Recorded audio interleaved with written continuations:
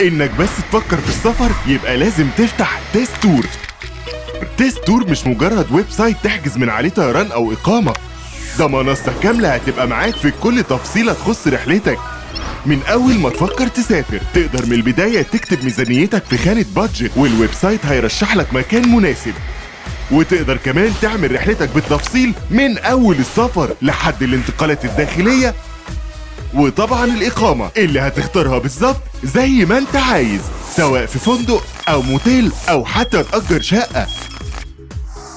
وهتختار كمان الكماليات اللي ما تقدرش تستغنى عنها في مكان الإقامة. وبعد ما تختار كل حاجة تقدر تبعت تفاصيل رحلتك لنفسك على الميل أو تنزلها على موبايلك من خانة فيفوريت. احجز اونلاين وسافر بأمان مع تيست تور. ده غير خدمة العملاء اللي موجودين طول الأسبوع لمساعدتك في استخراج الفيزا وتنظيم رحلاتك الداخلية في البلاد اللي انت هتزورها. جرب دلوقتي ويب سايت تيست تور وحدد اجازتك الجاية هتكون فين. احجز اونلاين وسافر بأمان مع تيست تور.